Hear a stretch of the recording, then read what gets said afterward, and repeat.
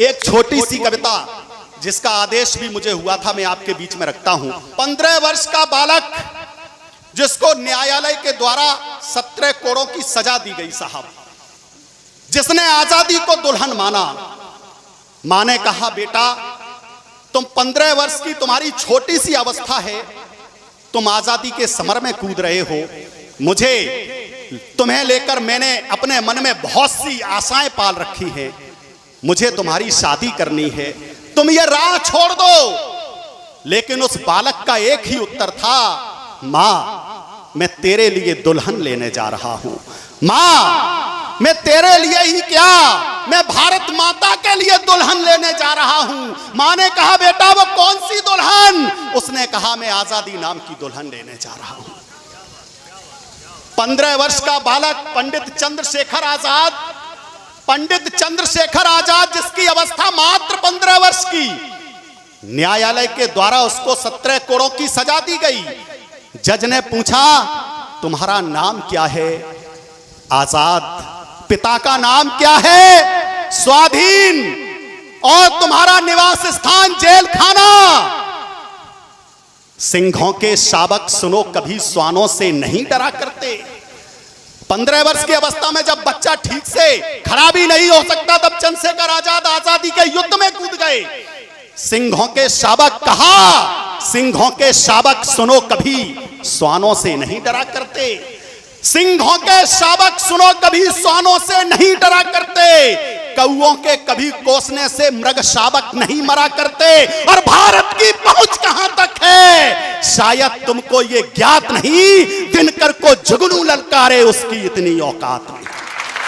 दिनकर को जुगनू ललकारे भरा न्यायालय। आप कल्पना कर सकते हैं, दृश्य में खींचता हूं, आप उस कल्पना में जा सकते हैं कि भरा न्यायालय, नंगा बदन चंद्रशेखर आजाद का, और न्यायालय के द्वारा 17 कोड़े उनके नंगे बदन पर बरसाए जा रहे हैं। यहां से कविता में खो जाइए आप लोग। मैं पढ़ता हूं, पंक्तियां निवेदन करता हूं।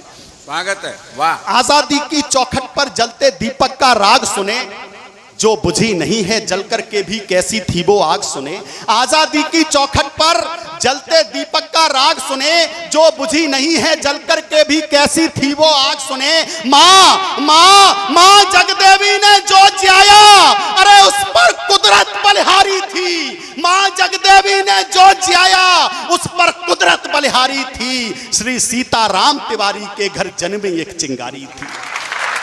मां जगदेवी ने जो जियाया उस पर कुदरत बलिहारी थी। श्री सीताराम तिवारी के घर जन्मी एक चिंगारी थी। वो चिंगारी जब आग बनी आजादी के सम्रांगण में, वो चिंगारी जब आग बनी आजादी के सम्रांगण में, जो धधक उठी थी 15 वर्ष की आयु लिए बालकपन में, कफन बांधकर अपने घर से निकला जब वो सेनानी, आजादी की खातिर जिसका रोम रोम था बलिदानी, अल्पायु में क्रांति यज्ञ की जिसने ज्वाला धधकाई, अंग्रेजों की सत्ता जिसके भय से थर थर थर्राई। अरे 17 कोड़े खाए पीठ पर फिर भी तनिक न रोया, जिसकी राष्ट्रभक्ति को लख अंग्रेजों ने आपा खोया।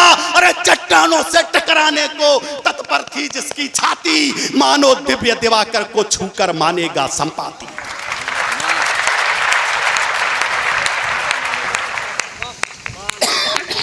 आजादी के आलिंगन को तत्पर थी जिसकी छाती, मानो दिव्य दिवाकर को छूकर मानेगा संपाति। जिसकी आंखें आजादी का सपना देखा करती थीं, मां के लिए समर्पित जीवन अपना देखा करती थीं। इंकलाब के स्वर जाकर जब हिमगिर से टकराते थे, जय हिंद स्वरों से अंग्रेजों के कंगूरे ढह जाते थे, वह सिंह भारती का बेटा, अरे आजादी का परवाना था। भारत आजाद कराने का अपने मन में ठाना।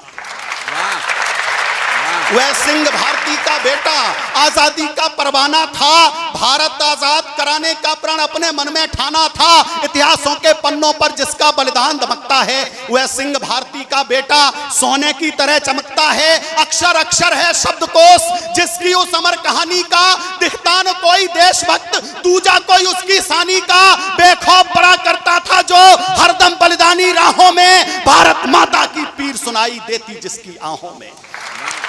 भारत माता की पीर सुनाई देती जिसकी आंखों में। ये राष्ट्र ये राष्ट्र कभी ना भूलेगा उस शेखर से बलिदानी को, ये राष्ट्र कभी ना भूलेगा, ये राष्ट्र कभी ना भूलेगा उस शेखर से बलिदानी को, भारत माता के नयनों से बहते गंगा के पानी को, भारत माता के नयनों से बहते गंगा के पानी को।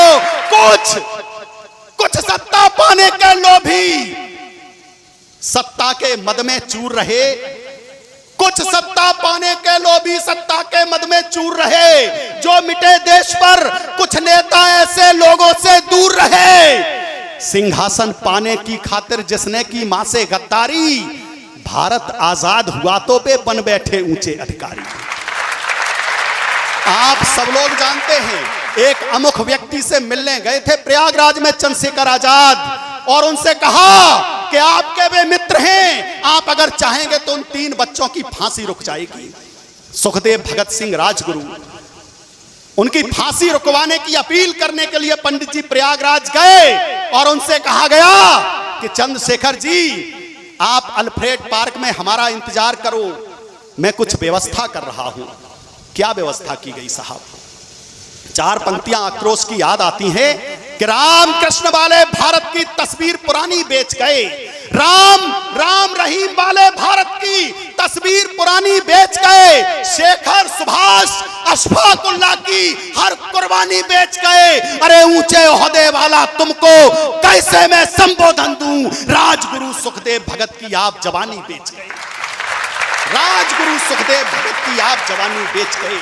सत्ता के बड़े दलालों को हमने फूलों के हार दिए, सत्ता के बड़े दलालों को हमने फूलों के हार दिए, पर जो आजादी का समर लड़े उनको फांसी के उपहार दिए, हम सबने उनको गले लगाया। जो राजनीति के दास रहे पर उनको सब भूल गए जो आजादी में खास रहे, पर उनको सब भूल गए जो आजादी में खास रहे। कुछ सत्ता पाने के लोभी सत्ता के मद में चूर रहे, जो मिटे देश पर कुछ नेता ऐसे लोगों से दूर रहे। अरे सिंहासन पाने की खातिर जिसने की मां से गद्दारी, भारत आजाद हुआ तो वे बन बैठे ऊंचे अधिकारी। अपने कांधों पर ढोया है हमने ही अपने पापों को, बहुत बड़ी बात कहने जा रहा हूं, अपने कांधों पर ढोया है हमने ही अपने पापों को, हमने ही दूध पिलाया है इन आस्तीन के सांपों को। हम सबकी आंखों पर अब तक वो काला चश्मा चढ़ा हुआ, सच्चाई बोल नहीं सकते, मुंह पर है ताला पड़ा हुआ। सच्चाई बोल नहीं सकते, मुंह पर है ताला पड़ा हुआ। अरे अपनों की ही छाती में भाले घोंप दिए, लाक्षागृह में आग लगाकर वीर बांकुरे झोंक दिए, लाक्षागृह में आग लगाकर वीर बांकुरे झोंक दिए। जिस तरह कौरवों के दल में शकुनी के पासे चले गए, अब कविता बहुत संवेदनशील मुद्दे पर आती है आदरणीय अध्यक्ष महोदय, जिस तरह कौरवों के दल में शकुनी के पासे चले गए, बस उसी तरह की चालों के हाथों से शेखर चले गए। आजाद एक, गोरे अनेक, आजाद एक। अल्फ्रेड पार्क का वो दृश्य जहां चंद्रशेखर आजाद उस वृक्ष के पीछे छिपे हुए हैं, अकेले हैं, और असंख्य संख्या में गोरों की सेना घेर लिया गया पंडित जी को। अरे आजाद एक, गोरे अनेक, फिर रूप सिंह सा धार लिया। अरे पिस्तौल निकाली और पहली गोली से गोरा मार दिया। आजाद एक, गोरे अनेक, फिर रूप सिंह सा धार लिया, पिस्तौल निकाली और पहली गोली से गोरा मार दिया। चल रही गोलियां धुआंधार करने शेखर को अंगीकार, उस शत्रु दल के दावा नल से हर एक प्रयास की हुई हार। अरे साहस असीम साधन सीमित, आखिर वो दौर चला आया जब खाली जेब में शेखर ने एक अंतिम गोली को पाया। वो दौर आ गया साहब, फायर करते करते चंद्रशेखर आजाद की पिस्टल में क्या जेब में सिर्फ एक गोली बची। सोच में पड़ गए पंडित जी, आखिर करें क्या। कुछ विद्वान तर्क देते हैं पंडित जी अगर चाहते तो उस गोली से एक गोरे की जान और ले सकते थे, लेकिन पंडित जी चाहते क्या थे। चल रही गोलियां धुआंधार करने शेखर को अंगीकार, उस शत्रु दल के दावानल से अरे हर एक प्रयास की हुई हार। साहस असीम साधन सीमित, आखिर वो दौर चला आया जब खाली जेब में शेखर ने एक अंतिम गोली को पाया। पिस्तौल धरातल पर धरकर चंद्रशेखर आजाद जी की पिस्टल, जिसको वो दमदम बुखारा कहा करते थे, उस पिस्टल का नाम उन्होंने रखा था दमदम बुखारा। और जब उससे गोली छूटती थी तो एक गोरे की जान लेकर ही आती थी। पिस्तौल धरातल पर धरकर फिर शेखर ने वो काम किया, करबद्ध हुए और मां को चूमा, फिर अंतिम बार प्रणाम किया। अरे माता मिट्टी, बेटा मिट्टी, मां ने बेटे को मिला लिया। उस अंतिम गोली को शेखर ने अपने ऊपर चला लिया। माता मिट्टी, बेटा मिट्टी, मां ने बेटे को मिला लिया। उस अंतिम गोली को शेखर ने अपने ऊपर चला लिया। आजादी के हवन कुंड में आहुति दे दी प्राणों की। अंतिम 4 पंक्तियां पढ़ता हूं। उस अंतिम गोली को शेखर ने अरे अपने ऊपर चला लिया। आजादी के हवन कुंड में आहुति दे दी प्राणों की। अर्जुन जैसा वीर की चिंता जिसे नहीं थी बाणों की, अपने सिर पर आजादी का लेकर के उन्माद गया। पराधीन भारत से शेखर गया किंतु आजाद गया, गया किंतु आजाद गया। भारत माता की, भारत माता की वंदे वंदे, इंकलाब, हिंदुस्तान, जय श्री राम।